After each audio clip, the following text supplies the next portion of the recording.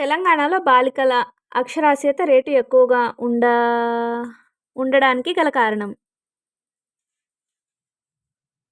మూఢనమ్మకాలు, పేదరికం, విద్య పట్ల అవగాహన లేకపోవడం, పైవన్నీ. ఋతు సంబంధిత వలస ఎక్కువగా ఏ జిల్లాలో కనిపిస్తుంది? మహబూబ్ నగర్. దేశంలో ఎక్కువ ఫ్లోరోసిస్ సమస్యలు ఎదుర్కొంటున్న రాష్ట్రం? రాజస్థాన్. క్రింది వాటిలో చేనేత కార్మికుల యొక్క సమస్యలకు గల కారణాలు? చేనేత రంగానికి సరైన ఆదాయం లేకపోవడం, విజన్ 2020లో అన్ని రంగాలను అభివృద్ధి పరిచిన చేనేత రంగాన్ని నిర్లక్ష్యం చేశారు. ఆప్షన్ సి ఉమ్మడి కుటుంబ వ్యవస్థ కలిగి ఉండడం.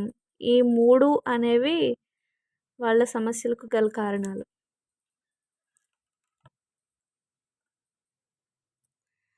సంక్షేమ భావనకు సంబంధించిన అంశం ఏబిసి. ప్రాథమిక హక్కులు అండ్ ఆదేశిక సూత్రాలు. ఆప్షన్ బి పీఠిక ఆర్ ప్రవేశిక. Option C schedules. సామాజిక శాస్త్రవేత్తల ప్రకారం ద్విజులు, బ్రాహ్మణ, క్షత్రియ, వైశ్య కాకుండా మిగిలిన వారందరూ ఎవరు? వెనుకబడిన తరగతులు. మైనార్టీలకు రాజ్యాంగంలో పరిరక్షణ నిబంధనలు ఏవి?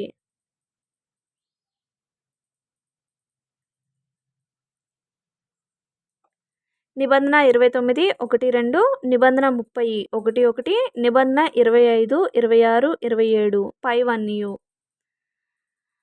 ప్రాథమిక విధులలో నిబంధన 15(a) ఈ ఎవరికి సంబంధించినది? మహిళల గౌరవ మర్యాదలకు.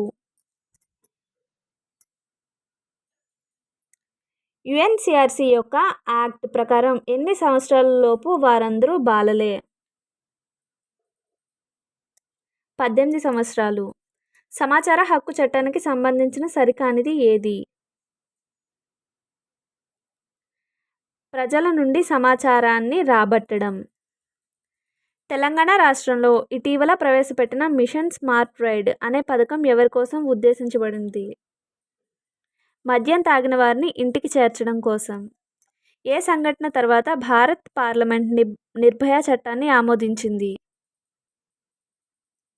మహిళా ఫిజియోథెరపిస్టులను ఢిల్లీలో సామూహిక మానభంగం సంఘటన.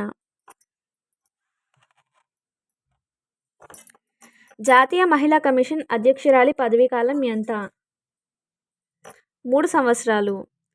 భారతదేశంలో తొలి మహిళా విశ్వవిద్యాలయాన్ని స్థాపించిన రాష్ట్రం? మహారాష్ట్ర. రాజ్యాంగంలో విద్యా సంస్థలు ప్రవేశానికి మతం, జాతి, కులం, భాష ప్రతిపాదికను వివక్షత చూపరాదు అని ఏ అధికరణ తెలుపుతుంది? అధికరణ 29(2).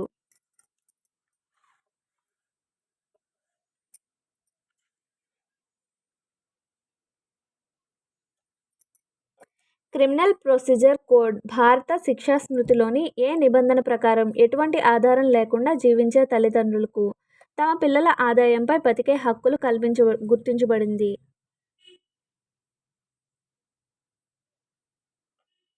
125వ నిబంధన. వయోవృద్ధుల సామాజిక, మానసిక, జ్ఞానజీవ సంబంధమైన అధ్యయాన్ని ఏమంటారు? జెరంటాలజీ. ఓబీసీలలో క్రిమి లేయర్ను గుర్తించే ప్రాతిపదికలను సూచించిన కమిటీ ఏది? ఈ క్రిమి లేయర్ సర్టిఫికేట్ ఈ క్రిమి లేయర్కి సంబంధించి రెగ్యులర్గా క్వశ్చన్స్ అయితే వినిపిస్తున్నాయి. సో ఈయనకి సంబంధించి ప్రత్యేకించి బిట్స్ అనేవి మీరు ప్రిపేర్ చేసుకొని చదువుకోవడం అయితే మంచిది. 148. ఏ ప్రధానమంత్రి కాలంలో మండల్ కమిషన్ ఏర్పాటు చేయబడింది? మొరార్జీ దేశాయ్. భారతదేశంలో ఎవరు జన్మాన్ విధానాన్ని శాస్త్రీయంగా అధ్యయనం చేశారు? Wiser. Marriage and family in India అను పుస్తకకర్త ఎవరు? కెఎం కపాడియా. ఓకే.